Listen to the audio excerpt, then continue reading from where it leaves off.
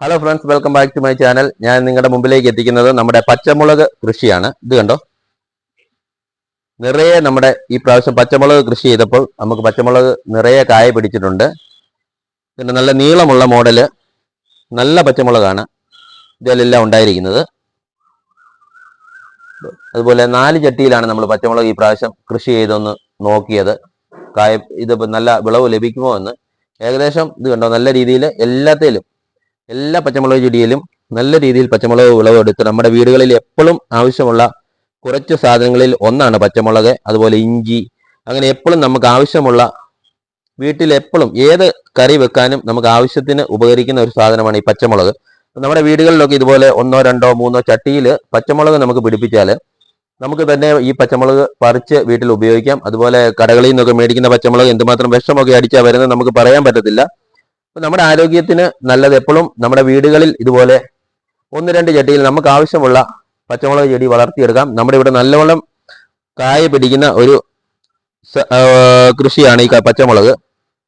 നിസ്സാരം, നമുക്ക് ഇതിന് വലിയ പരിചരണത്തിന്റെ ഒന്നും ആവശ്യമില്ല. കുറച്ച് വേപ്പ് എണ്ണ ഒരു 5-6 ദിവസം കൂടുമ്പോൾ ഒന്ന് അടിച്ച് 1 ലിറ്റർ വെള്ളത്തിൽ കുറച്ച് വേപ്പെണ്ണ ഒഴിച്ച് ഒന്ന് അടിച്ചു കൊടുക്കുന്നത് നല്ലതാണ്. കാര്യം ഇതിലെ ഈ മുഞ്ഞ പോലത്തെ രോഗങ്ങൾ, അതായത് വെള്ളീച്ച പോലത്തെ രോഗങ്ങളൊക്കെ വന്നാൽ അത് പെട്ടെന്ന് മാറും. ഇത് കണ്ടോ, ഏകദേശം ഇപ്പൊ നമ്മൾ 2 ദിവസമായി, 3 ദിവസം കഴിഞ്ഞു ഇതിനകത്ത് അടിച്ചിട്ട്. ഇത് കണ്ടോ, ഇതില് വെള്ളീച്ച പോലത്തെ സാധനം മുട്ടയിട്ടിരിക്കുന്നത്. ഈ സാധനമാണ് പിന്നെ പുഴുക്കളായി പൂമ്പാറ്റ പോലെ വന്ന് ഇതെല്ലാം നശിപ്പിക്കുന്നത്.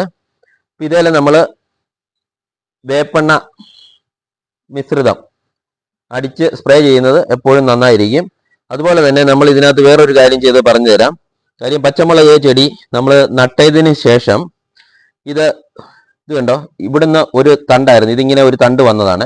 അപ്പൊ നമ്മൾ ഇവിടുന്ന് ചെടി നട്ട് കുറച്ച് വളർന്നപ്പോൾ അവിടെ വെച്ച് അങ്ങ് ഞുള്ളിക്കളഞ്ഞപ്പം ആ ഭാഗത്തുനിന്ന് 3 ശിഖരമായിട്ട് വന്നു. ഇത് കണ്ടോ, 3 ശിഖരമായിട്ട് വന്നു. അതേസമയം നമ്മൾ അങ്ങനെ ചെയ്തില്ലെങ്കിൽ ആ ഒരു ശിഖരം മേലോട്ട് കയറി അതേലെ പച്ചമുളക് ഉണ്ടാകത്തേ ഉള്ളൂ. പക്ഷെ ഇങ്ങനെ ചെയ്ത് കഴിഞ്ഞാൽ നമുക്ക് കൂടുതൽ വിളവ് ലഭിക്കാൻ ഇടയാകും.